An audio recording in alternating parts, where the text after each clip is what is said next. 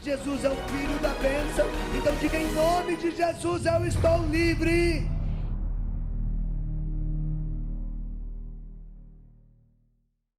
Bom dia!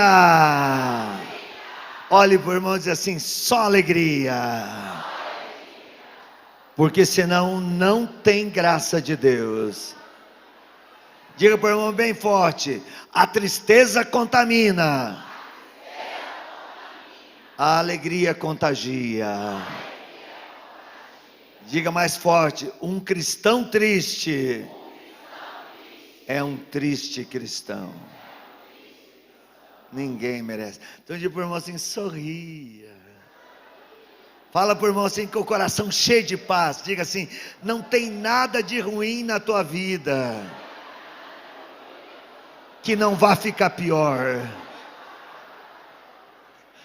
Tá vendo? Quando a gente fala essas coisas, todo mundo sorri, né? Pode sentar. Que hoje, pela intercessão de São Paulo, nesse grande dia, nós possamos, nessa grande cidade, muitos profetas estão dizendo por aí que o Brasil é o celeiro dos profetas que se levantarão nesta reta final, neste afunilamento, para preparar a vinda última do Senhor. Que o Brasil recebeu muito de fora e por isso se tornou um país cristão, um país pertencente ao Imaculado Coração de Maria, consagrado ao Imaculado Coração de Maria, mas que será por Deus usado para que muitos profetas daqui saiam para o mundo.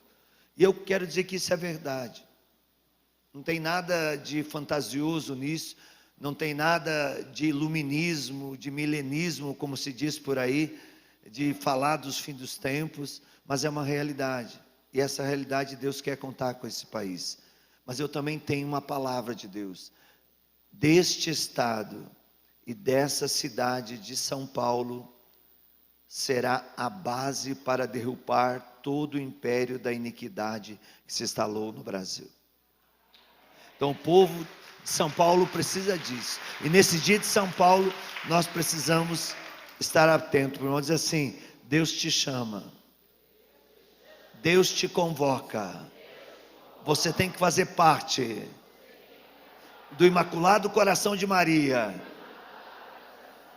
e da milícia do Espírito Santo. E se você estiver fora disso, o diabo vai te carregar. Tá vendo? É só gente cruz credo na minha vida não. Mas é só a gente entender o que o próprio Deus tem nos revelado. E o que a Virgem Maria tem dito. O que vai triunfar por último é o Imaculado Coração de Maria. Nesse dia de São Paulo nós temos que entender duas coisas. Eu não vou falar de São Paulo, porque com certeza hoje o padre na missa vai trazer toda essa profecia reveladora em cima desse homem. Mas não dá para fugir deste grande homem. Quando a gente entra nesse dia, a gente tem que entender uma coisa. As maiores dificuldades de São Paulo no início do seu ministério eram duas. Primeiro, que ele queria servir a Deus com o seu conhecimento, com as suas capacidades. E esse é o grande problema do mundo hoje. Nós estamos correndo um risco de uma grande apostasia, de um cisma dentro da igreja, porque as pessoas querem servir a Deus a partir de suas ideias, de ideologias, e estão causando estragos terríveis na igreja. Paulo precisou entender, e por isso ficou 14 anos separado, que Deus não o chamava para servir pelas suas capacidades, mas para que ele estivesse na presença do Senhor. Outro problema de Paulo, que Paulo não tinha convivido com a Virgem Maria. Por isso Paulo tinha dificuldade de estar na presença do Senhor. Mas quando ele se retira, a gente vai perceber que Paulo começa a ter muita vida mística com as coisas de Maria. É como se Paulo estivesse tendo diálogos com a Virgem Maria. E isso fez dele, quando volta, uma grande força para a salvação da humanidade. Ao ponto de se tornar uma coluna apostólica da igreja, sem ter convivido na vida pública com Jesus. Ao ponto de quem antes tinha sede de matar, agora dá a vida para que os outros tenham vida.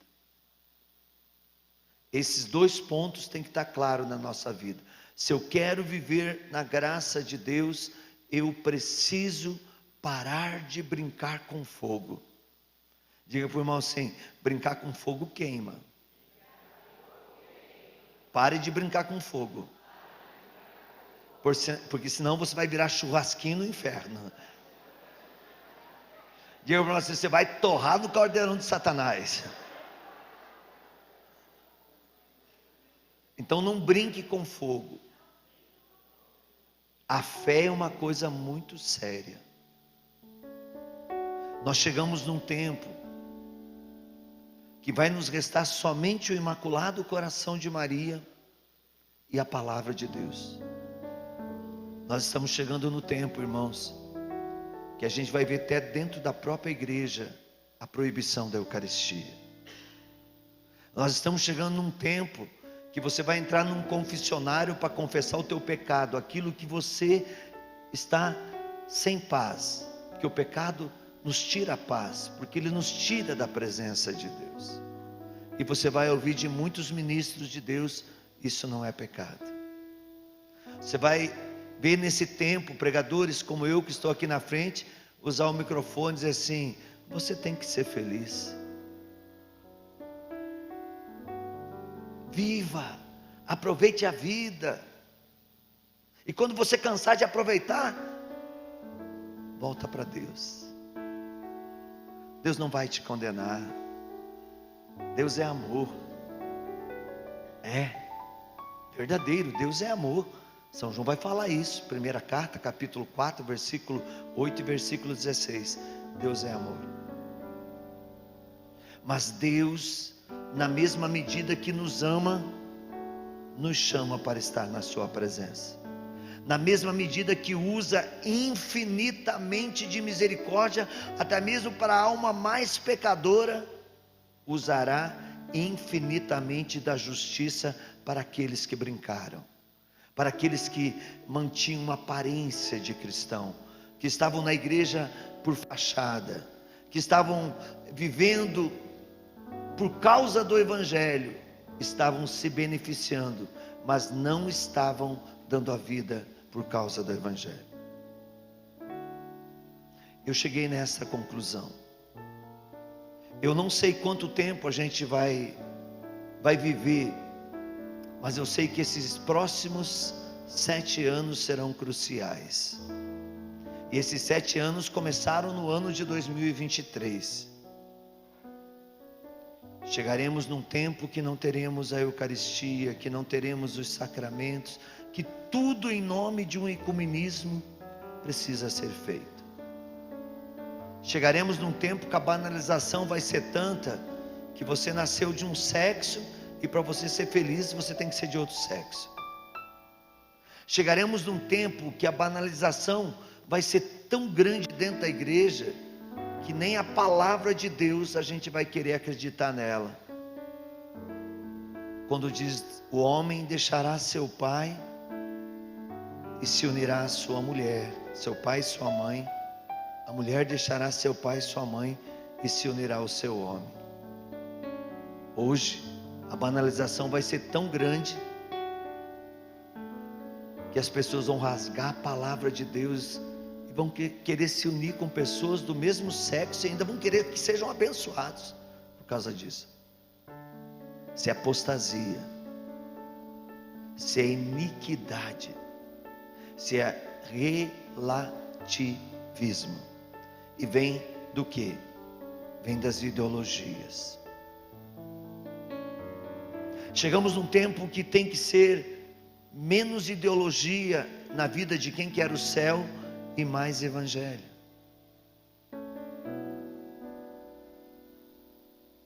as ideologias, essas ONGs que estão por aí, essas coisas que estão até nos bastidores da igreja, são tão vergonhosas, que elas estão masculinizando as mulheres, afeminando os homens e bestalizando os homens e as mulheres, nos tornando besta, achando que a liberdade é libertinagem, achando que a radicalidade pela santidade é radicalismo, achando que estar com Deus é coisa ultrapassada, rezar o terço é coisa para beato, confessar porque o padre é pecador como eu. Você já ouviu isso? Então já está acontecendo, não está? Isso tudo está na palavra de Deus. Isso é apostasia, isso é iniquidade, é o império das trevas, por causa da fúria de Satanás, sabendo que pouco tempo lhe resta, que está dominando as mentes e os corações. E aí nós entramos naquilo que Bento XVI nos ensinou: o demônio nunca se apresentará a mim e a você de uma maneira infernal, mas ele usará de todas as coisas sedutoras para nos levar para o inferno. Ele nos seduzirá a um ponto que a gente vai achar que o sofrimento, que a dor, que a humilhação, que a resignação, que as batalhas que estão diante de mim são castigo de Deus. Então eu não quero estar com Deus, porque Deus me castiga. Ele vai dizer que a cruz não tem serventia, que a cruz é tolice, como esses cursos de autoajuda diz por aí. Você não tem que sofrer. Se você sofre, você é um tolo, uma tola. Você tem poder de conquistar o mundo, você tem capacidades. Verdadeiro. E usam até de textos da Bíblia, mas para te tirar do Evangelho e te fazer viver ideologia, para te tornar uma besta, que é capaz de pensar que o pecado é o bem, e que o bem é o pecado. Veja onde a gente foi capaz de chegar. Veja, eu não estou condenando ninguém, mas eu venho da roça. Acho que isso me dá uma bagagem muito grande. Não vou te humilhar, tá? Mas a gente, lá na roça, quando a gente ia para a igreja com a calça rasgada, a mãe botava um remendão daquele quadriculado, a gente ficava uma joia, torcendo para rasgar a outra perna, para ter um outro remendo. Deus o livre, uma calça rasgada. Hoje a gente está tão bestalizado que a gente vai na loja, paga mais caro por uma calça rasgada, porque é moda. Não estou criticando, só estou falando o tamanho da a gente está tão bestalizado que a gente é capaz de dizer um para o outro: a igreja é lugar de respeito, a igreja a gente tem que se portar direito, porque a igreja é a casa de Deus. E olha como a gente está bestalizado. Não estou condenando, só estou levantando. A bestalização está tão grande que hoje as pessoas estão enchendo o corpo de tatuagem. Eu pergunto para vocês: pode pôr uma tatuagem aqui no sacrário? Sim ou não? Por quê? Quem está aqui pode pôr aqui um telão na frente de Jesus e novela, filme pornográfico, sites daqueles do cão, pode pôr ali? Por quê? É a casa de Deus, não é? Sim ou não? E você é a casa de quem? O que não pode pôr no sacrário, não pode pôr no teu corpo.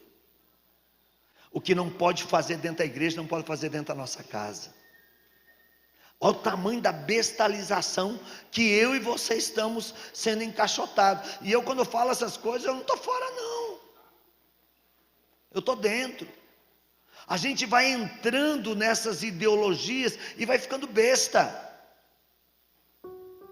Outra coisa, o cara nasce de um sexo, fica tão besta que quer ser do outro. O sexo que você nasceu é vontade de Deus. Olha, aqui eu não estou condenando ninguém que tenha tendência de nascer de um sexo e querer ser de outro sexo. Porque o dia que você vê eu condenar ou qualquer outra pessoa condenar, é o próprio diabo falando com você. Deus não vai te condenar por você ter uma tendência, mas o teu pecado vai te condenar. Porque se da tendência você cair no pecado e ter uma vida ativa de um sexo diferente que você nasceu, não tem outro caminho senão a morte eterna. Lá no Antigo Testamento Deus vai dizer: eu coloco na tua frente o bem e o mal. E muita gente diz assim, em nome de uma libertinagem, não de uma liberdade: Deus me deixou eu escolher o que eu quero. Leia a Bíblia. Eu coloco à tua frente o bem e o mal, a vida e a morte. Escolhe, pois, o bem para que tenha vida. E quando Deus diz escolhe, pois, o bem para que tenha vida, Ele está dizendo: quem escolheu o mal vai ter a morte, quem escolheu o pecado não terá a vida eterna. Por isso que nós vamos ver nas cartas de Paulo: desperta tu que dormes, levanta-te dentre os mortos e Cristo te iluminará. Eu, dia 23, completei 58 anos de idade. Então eu não sou mais uma criança na evangelização. Eu tenho que ter minhas responsabilidades. Eu preciso dizer o que eu já vivi de bem e o que eu já vivi de mal, o que eu já fiz de certo e o que eu já fiz de errado. Da minha vida eu tenho mais que 2/3 de evangelização do que fora da evangelização. Então eu não posso mais brincar. Não adianta eu chegar aqui e para vocês gostar de mim, para vocês me bajular, para vocês se tornar seguidores das minhas redes sociais, eu ficar passando, dando melzinho na chupeta para vocês, e o diabo fazendo festa na minha vida e na tua vida. Conhecereis a verdade e sereis verdadeiramente livres. Quando a tentação vier, meus irmãos, fuja dela. A tentação não é pecado. Jesus foi tentado 3 vezes no monte por Satanás, mas venceu Satanás, porque estava na presença de Deus constantemente. Quando a tentação vier, procure ver se não foi você mesmo que colocou ou se colocou na situação que você está sendo tentado. Por exemplo, você acessa o teu celular, tem contatos no teu celular que te levam para o pecado. A tentação vai vir por aí. Se você não cortar aquele acesso, se você não tirar aquela pessoa dos teus contatos, o diabo vai te pegar pela tentação e você vai cair no pecado, e aí já era. Se você tem no seu computador, na sua tela de TV, filmes, se você tem sites, se você tem programas que você vê, que você tem prazer de estar com aquilo, que até te dá uma sensação boa, mas é contrária à doutrina de Deus, corta, porque é nessa brecha que o inimigo vai te pegar. O demônio sempre vai entrar pela brecha que eu não fecho. Jesus sempre entrará pela porta que eu abro. Deus não entra por brecha, Deus entra pela abertura da porta. E como é que abre a porta para Deus entrar? Só tem um jeito: fechando as brechas. Deus não vai coabitar com o mal. Deus não vai entrar na área aonde eu e você estivermos escravos do pecado. Ele vai esperar que eu tome a decisão. Mas aqui está o problema. Aqui está o problema. Tudo que o diabo quer é que você deixe para depois. A Virgem Maria nunca deixou nada para depois. Quando o anjo disse que ela concebeu pela luz do Espírito Santo e que também sua prima Isabel estava grávida, diz o Evangelho que ela foi às pressas a Ancarém para estar com Isabel, porque Maria sabia que o Evangelho era serviço. Por isso que eu digo nas minhas pregações, e muitas vezes sou criticado por causa disso, não existe Maria sem Evangelho, porque o Evangelho não são síntese, normas, preceitos para salvar alguém. O Evangelho é uma pessoa, é Jesus Cristo. E hoje muitas pessoas estão tirando Maria do cenário do Evangelho. É diabólico, não dá para separar, é impossível. E é impossível porque Maria é um evangelho vivo. Ela sabe que servir é evangelizar, mas ela sabe que o serviço não pode ser um serviço para as trevas, mas tem que ser o serviço para se tornar construtor da cidade de Deus, na cidade dos homens. E nós vamos chegar num tempo agora que nós vamos passar numa grande transformação na atmosfera terrestre. Você imagine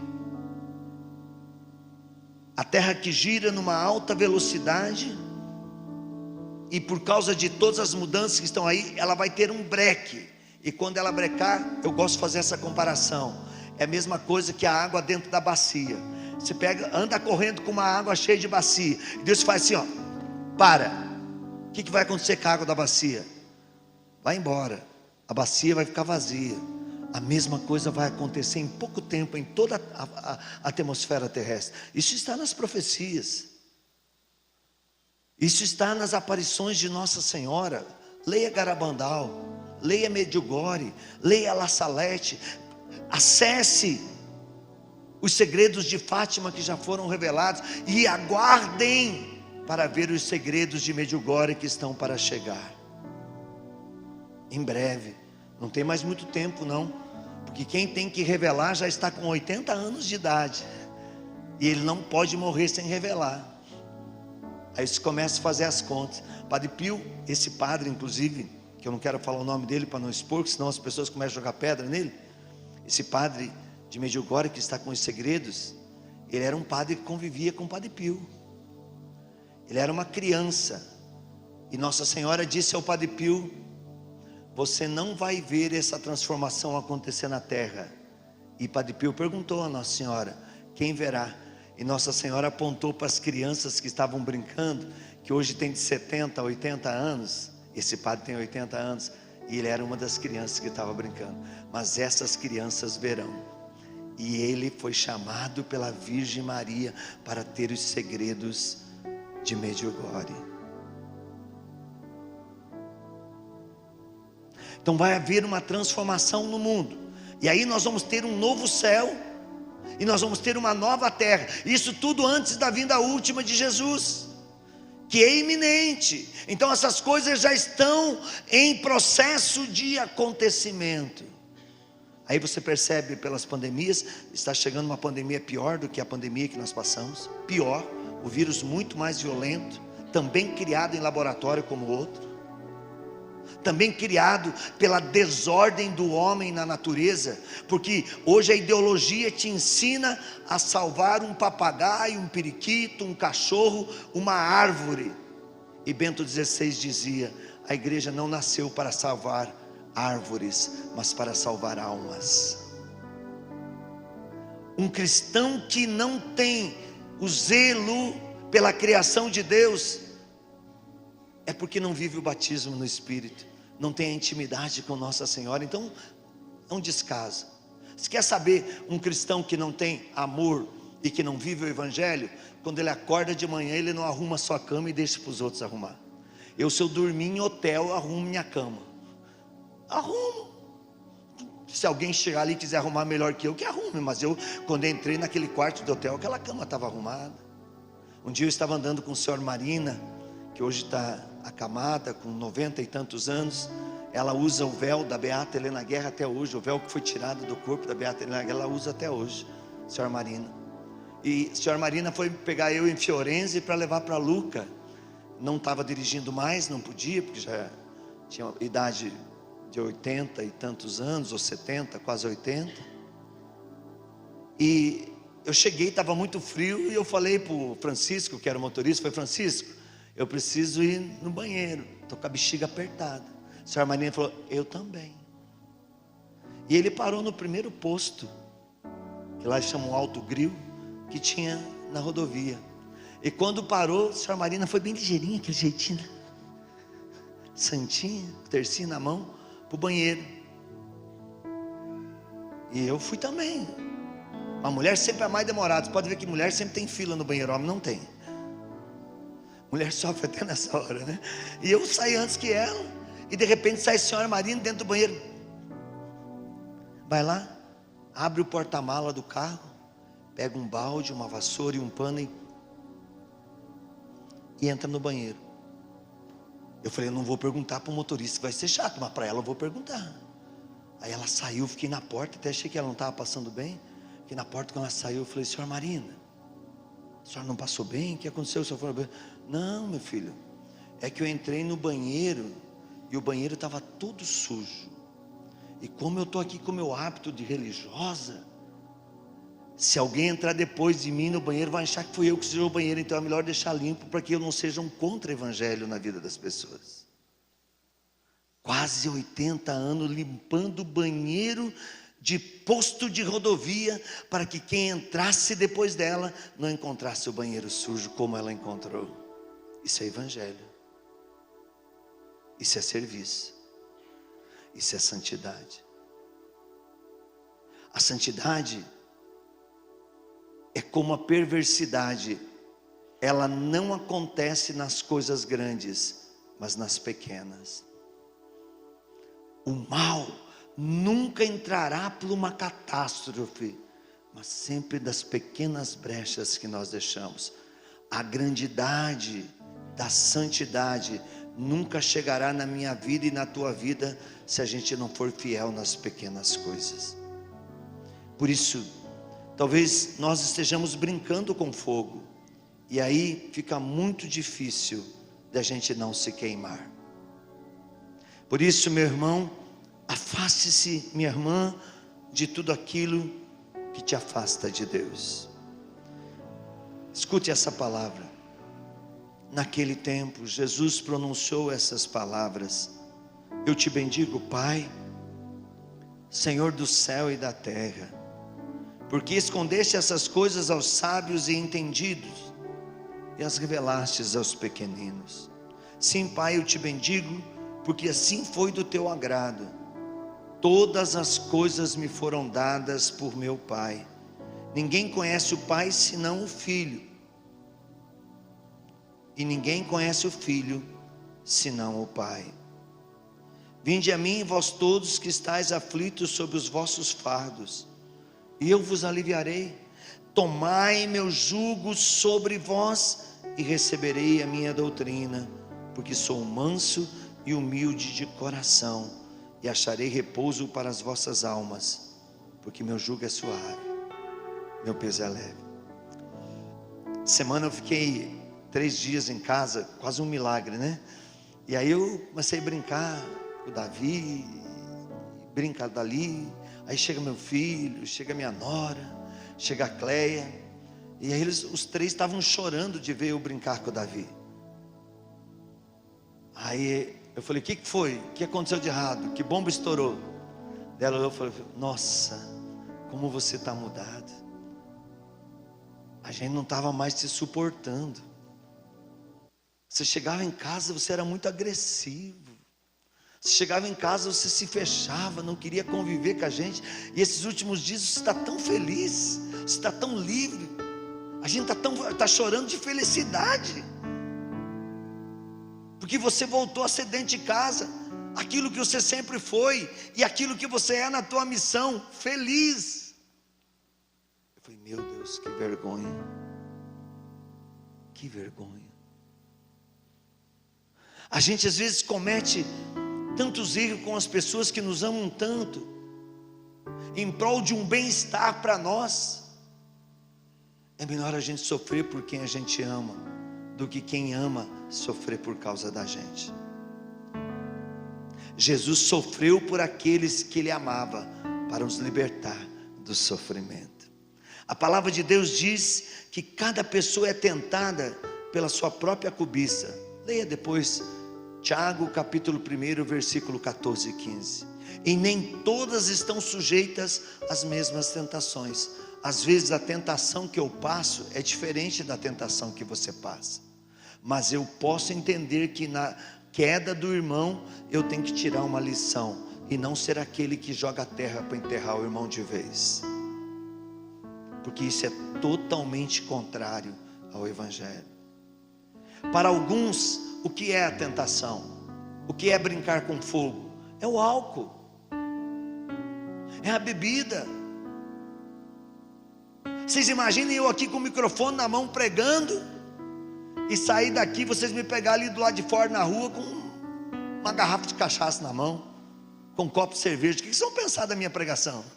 Se imagine nós que estamos dentro da igreja e a pessoa pegar a gente num lugar que não é de Deus, que não está de acordo com a minha pregação. O que eles vão pensar da igreja? Não é de mim. Eles vão achar que a igreja é um caminho de perversidade, que a igreja é um caminho de pecado, que na igreja tudo está banalizado. Então eu serei um contra-evangelho. Se o álcool é a minha tentação, corta. Eu fico muito feliz. Eu acho que vocês não correm esse risco porque vocês estão numa grande cidade, mas eu moro numa cidade do interior, Guarapuava, tem 200 mil habitantes, e na nossa diocese foi baixado um decreto que em todas as paróquias, quando se tem uma festa do padroeiro ou quando se tem qualquer evento, não se tem bebida alcoólica. E teve gente que eu escutei a coisa mais absurda de um consagrado, porque daí eu comecei a bater palma e dizer: olha, é isso mesmo, isso é evangelho vivo. E a pessoa chegou para mim e falou assim: então tem que cortar bolo das paróquias, porque tem um monte de diabético. Eu falei: padre, acho que a palavra está errada. Opa, desculpa, escapou uma palavra que eu não podia falar. Eu falei: tem que cortar a cachaça porque tem um monte de diabólico. Agora, se você colocar bolo sem cachaça, a pessoa que é diabética não vai comer o bolo porque ela sabe que aquilo vai fazer mal para ela. Agora, se você colocar cachaça, ela vai dizer: eu posso comer doce também, porque se ele quer morrer pela cachaça, eu vou morrer pelo açúcar. Você entendeu? A desgraça puxa a desgraça, e as pessoas querem se justificar. Ah, eu vou dar só uma olhadinha assim lá para ver como é que é. Todo mundo faz, eu só sou mais um. Ah, eu vou usar aquela droga lá porque eu vou ter um bem-estar. Tem um monte de gente usando, eu só sou mais um. Ah, eu vou dar uma puladinha de cerca fora do matrimônio. Todo mundo faz, é até bom, dá mais vitalidade para o masculino. Inferno. Ah, eu vou largar do meu marido, a mulher vai dizer: eu vou largar dele, o homem vai dizer: eu vou largar da minha esposa, porque eu casei muito novo. Eu casei com 19 anos, gente. Hoje eu tenho 58.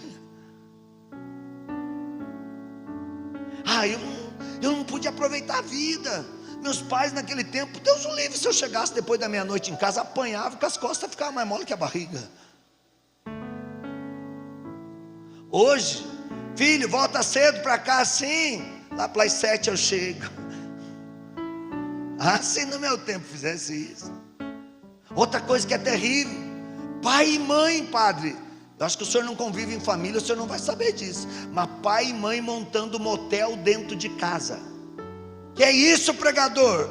Motel dentro? Sim, o pai e a mãe que faz aquele quarto todo sensual para o filho ou para a filha, para se prostituir dentro de casa, para não se prostituir lá fora. Tua casa não é motel.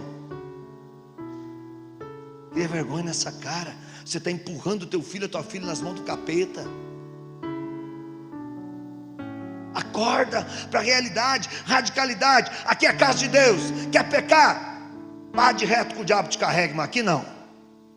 Usa de autoridade espiritual com o teu filho, a tua filha. É melhor você ver um filho chorando hoje pelo um beliscão que você deu bem dado, por um puxão de orelha, por uma cobrança, do que você chorar amanhã depois vendo ele na Cracolândia, referência e prisioneiro de um traficante, cheio de inferno na vida dele. Para outros a tentação pode ser os pensamentos impuros, ainda que seja a ganância, a cobiça. Para outros, porém, pode ser a crítica, a inveja, o orgulho, as atitudes sem amor. Seja qual for a nossa tentação, saiba que Satanás tentará a mim e a você no ponto fraco. Satanás não te tentará e não me tentará naquilo que eu tenho domínio. Não nos tentará naquilo que a gente diz assim: isso na minha vida não, isso eu não quero para mim não, eu quero o céu, isso eu não quero. Aí Satanás não vai pôr a mão, mas ele vai te tirar do céu que você tanto sonha, naquela brecha que você não fecha e que continua alimentando como uma tentação na sua vida. Salmo 144, versículo 8: o Senhor é misericórdia e clemência, indulgente e cheio de amor. O Senhor é bom para com todos e misericordioso para com todas as criaturas. Mas a medida da misericórdia de Deus, ele ensina a Santa Faustina, é a mesma medida da justiça. Jesus já nos deu o exemplo, filhos e filhas, de como vencer o demônio, de como vencer as tentações do diabo. Quando foi tentado no deserto, derrubou Satanás usando a palavra de Deus. E aqui eu entro no segundo ponto do pare de brincar com Deus. Chegamos no tempo que vamos perder tudo, e como eu já disse, o primeiro ponto, nos restará o imaculado coração de Maria e a palavra de Deus. Se eu ou qualquer outra autoridade da igreja, seja ela graduada no nível que for, pregar alguma coisa de doutrina fora da palavra de Deus, não obedeça essa pessoa. Continue com a palavra de Deus, continue na verdade de Deus, porque é só ela que pode nos libertar.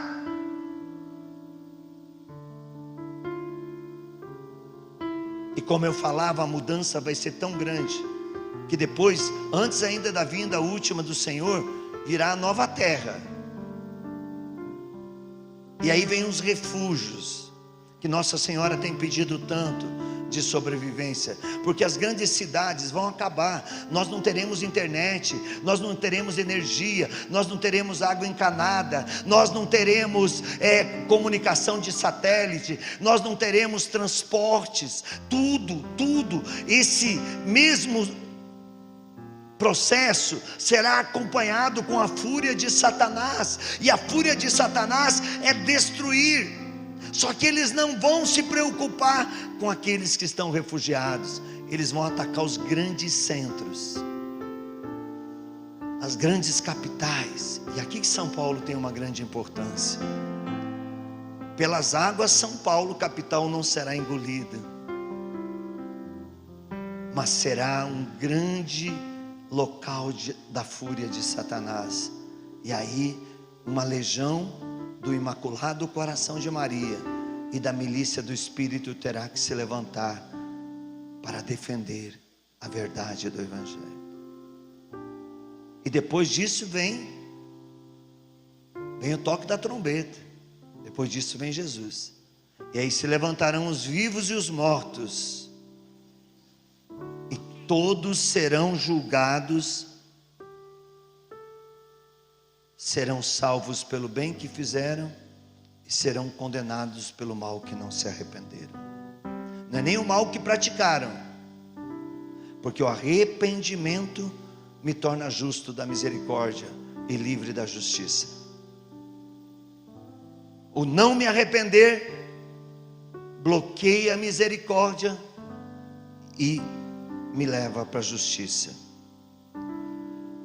Deus Pai de misericórdia, diga comigo: Deus Pai de misericórdia, eu não tenho condição de enfrentar essa tentação, mas o Senhor pode me dar a força. O Senhor prometeu que me ajudaria. Eu vim aqui hoje, eu te entrego essa tentação, este meu fardo. Eu estou reivindicando a minha vitória, que tu conquistastes na cruz por mim, Senhor. Dai-me essa graça, Jesus. Salmo 119, versículo 11. Filhos e filhas, guardei no coração a tua palavra, para não pecar contra ti. A palavra de Deus nos dará a luz que nos libertará das trevas para não pecarmos. As graças são bem maiores no meio da tentação. Eu, por exemplo, quebrei a minha perna e passei 45 dias indo dia sim, dia não no médico, cortando a carne necrosada, sem anestesia nenhuma, correndo o risco de perder o pé. Viajei 7 países, 4 continentes, peguei de mais 44 na África, a menos 20 no Canadá, e não peguei um vírus de gripe. E as pessoas diziam: você é louco, você vai perder essa perna. E eu falei: eu perco a perna, mas eu não perco a eternidade. O que é uma perna perto do céu? E hoje eu estou bem. Hoje eu estou bem. Mas o que é mais interessante de tudo isso, que eu descobri que não foi o diabo que quebrou minha perna, foi Jesus. Porque o caminho que eu estava andando era muito perigoso, e Jesus disse: eu quebrei para não perder você, eu não abro mão de você. Eu quebrei a tua perna, porque senão o diabo ia quebrar o teu corpo inteiro. Mas eu vou curar a tua perna. Mantenha firme, aguenta firme. Essa é a certeza. As graças são bem maiores no meio das tentações, se mantivermos o foco em Deus. 1 Coríntios capítulo 15, versículo 58. Por consequências, meus amados irmãos, sede firmes e inabaláveis, aplicando-vos cada vez mais na obra do Senhor, sabeis que o vosso trabalho não será em vão. Atos dos Apóstolos, capítulo 2, versículo 32. Deus ressuscitou esse Jesus, do que todos somos testemunhas. Não estamos sozinhos. O Espírito do Senhor está conosco. Dele vem a força para vencer as nossas fraquezas, a mesma força que levantou São Paulo. E por isso o Padre Pio diz: onde há mais sacrifício, há mais generosidade. Ontem à noite eu estava falando na paróquia Santa Rosa de Lima. Eu falei: tem gente que quer a bênção de Deus, mas vai na igreja fazer descarrego. A igreja não é lugar de descarrego. Aí você já vê na cara da pessoa: o que é fazer descarrego na igreja? O senhor sabe, padre? É na hora do ofertório, a hora de oferecer as primícias para Deus. A pessoa faz descarrego, pega aquelas moedas que está incomodando e coloca dentro do saquinho. Descarrego. Vai viver na miséria, está fazendo descarrego. O que é fazer descarrego na igreja? A pessoa paga seus impostos, paga as contas e não é dizimista, fica roubando Deus. Para de fazer descarrego, saia da miséria, deixa Deus restituir a tua vida, seja fiel no dízimo. E ainda tem uns caras de pau que falam: vou jogar no jogo de sorte para ver se eu tenho mais dinheiro para dar para a igreja. Está usando o dinheiro de Deus porque não está sendo fiel no dízimo. Você acha que o diabo vai deixar você ganhar alguma coisa para dar para Deus? Você vai continuar cada vez mais miserável, seu besta. A ideologia está bestalizando a gente, está vendo?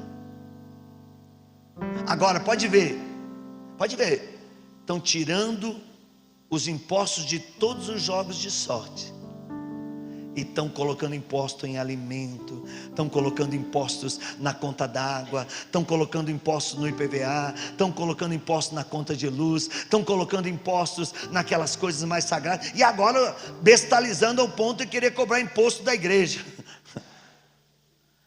Cobrar imposto de Deus. Essas políticas ideológicas, para não dizer satânicas. Cuidado. Santo Padre Pio Pietrelcina diz assim: onde há mais sacrifício, há mais generosidade. Está difícil? Sim ou não? Vai ficar pior. Mas aí vai vir a graça de Deus. Olha, se você olhar para Jesus crucificado, ficou difícil a situação dele? terrível, ao ponto do próprio Deus dizer: Pai, se for possível, afasta de mim esse cálice. Mas em seguida ele diz: Pai, perdoai-lhes, eles não sabem o que fazem. Agora há pouco eu estava ali diante de Jesus, e chegou um filho abençoado de Deus, que eu não vou falar o nome do Francisco, nem que vocês peçam. E aí ele falou para mim: nossa, eu vi aquela tua pregação na Canção Nova, você estava com uma camisa que era ex-patrocinador de São Paulo. Eu levantei na frente de Jesus e falei assim: Pai, perdoai-lhes, eles não sabem o que fazem. Como é que vai falar isso para um corintiano? Porque eu sou de Deus até no time que eu torço. A Bíblia diz que Deus é fiel, por isso eu sou corintiana. Deus é fiel, eu estou com Deus, o resto pode ficar com quem quiser. Aí tem uns que dizem assim: eu sou palmeirense. Eu gosto de lembrar para os porcos que quando Jesus mandou os demônios embora daquele jovem, foi tudo para porcaiada. Vai, quer ficar com o demônio? Eu vou ficar com Deus, Deus é fiel. Estou brincando, é brincadeira. É só para vocês rirem um pouquinho, porque a alegria do Senhor contagia. Contagia. Do Espírito Santo provém a salvação das almas, vem as virtudes que precisamos. Quanto tempo você precisa para ser salvo? Você sabe? Sabe quantos anos você vai morrer? Com quantos anos você vai ter oportunidade de buscar a tua salvação? São Luís Maria Monfort precisou de 90 anos. Carlo Acutis 16. São Domingos Sávio 15. Eu não sei, eu já estou com data vencida. Então é melhor eu me ajeitar, porque eu já passei dos 33. Todo mundo que passou dos 33 já está com data de vencimento prolongada. Já está cheio de etiquetinha em cima, assim, ó. Vencido, vencido, vencido, vencido. E você continua tendo oportunidade. Mas não brinca, daqui a pouco não vai ter uma etiqueta de prorrogação de vencimento. Então toma jeito, se converte. Para de brincar com fogo. Seja de Deus. Seja de Deus. Às vezes as pessoas pensam que o inferno não existe. Aqui eu termino para a gente rezar. Eu conto essa história, foi agora, porque ela é recente, então eu fiquei pasmo com ela. Eu estava no Canadá pregando, e era para famílias, então era 33 famílias, mas no encontro tinha umas 200 pessoas, porque lá eles têm 8, 9, 10 filhos. Ontem mesmo falei com o Henrique e a Thalita, casal novo, padre, novinho, tem 5 filhos. Aí eles ficam falando, que eles queriam dar parabéns para mim, né, porque não puderam ligar no dia anterior. Aí eles ficam falando o nome dos filhos, eles se perdem na hora de falar o nome dos filhos, troca tudo, que tem bastante. Lá, eles ficam 7 meses dentro de casa, trabalhando no home office, porque a temperatura agora está lá menos 50 e tantos, eles não conseguem sair. Aí eles trabalham de dentro de casa, aí não tem outra coisa para fazer, vai fazer filho.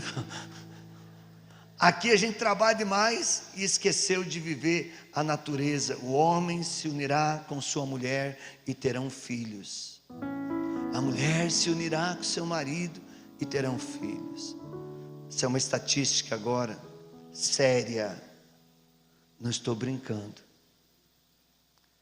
Esse ano, por causa dessas ideologias que se instalaram no Brasil, o ano de 2023, teve 3 vezes mais morte no ventre, que eu não posso falar a palavra do que é a morte no ventre, senão cai a rede social do padre. É assassinato no ventre do que morte por câncer. Olha o absurdo que nós chegamos.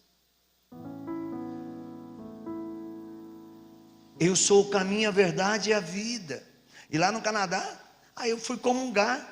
Eu estava rasgado de felicidade. Minha vontade não era nem pregar. Foi o único encontro do mundo que eu fui até hoje, que do bispo ao bebezinho de colo repousou todo mundo no espírito.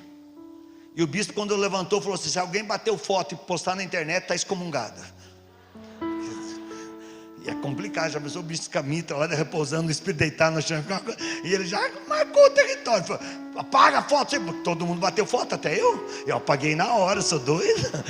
Falei, eu vou deixar essa brecha no meu celular, deletei na hora. E eu já estava quase postando na minha rede social. Olha, gente, o bispo repousando no Espírito no Canadá. E ele levantou: quem postar qualquer coisa está excomungado. Eu cortei na hora. Mas isso ainda não é o mais importante. Aí eu comunguei, estou lá fazendo minha adoração, a carne de Cristo misturando-se com a minha carne, o sangue de Cristo misturando-se com a minha carne, com o meu sangue. Aí levantei, sentei, aí teve o encerramento da missa. Encerramento não, a bênção de envio. Porque você sabe quando termina a missa? Você sabe?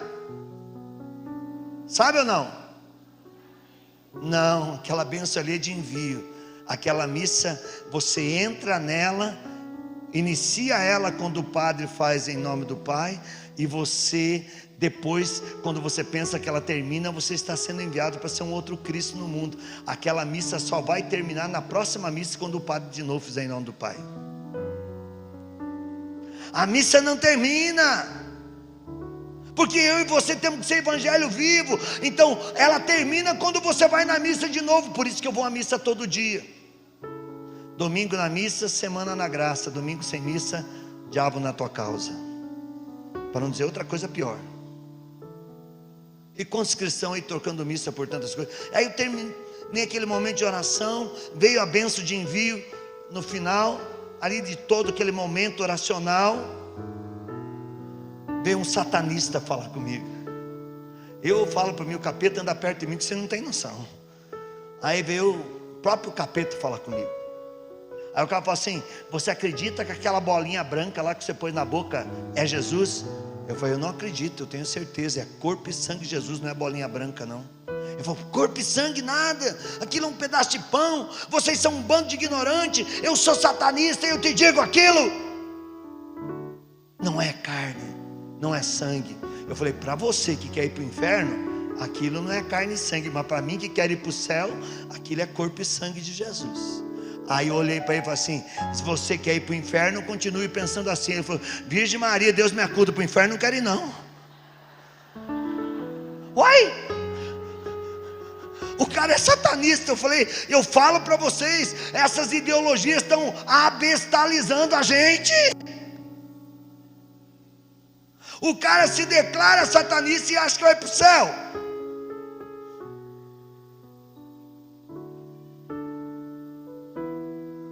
Como é que pode? Esses dias eu comecei, estava tendo muito suicídio. E eu comecei a pedir para Deus: meu Deus, mas tem muita gente sendo condenada pelo suicídio. Sabe o que Deus falou para mim? É mais fácil um que suicida-se ir para o céu do que você ficar brincando com fogo. Eu falei: por quê? Eu falei: porque na hora daquele momento ele vê o inferno, e ele tem uma oportunidade antes da morte de dizer: Senhor, me salva, e eu o salvarei. Mas você que brinca com fogo, você que brinca com as coisas sagradas, você que vive uma fé fantasiosa, que não tem raiz, que não tem testemunho de vida, você não terá essa oportunidade.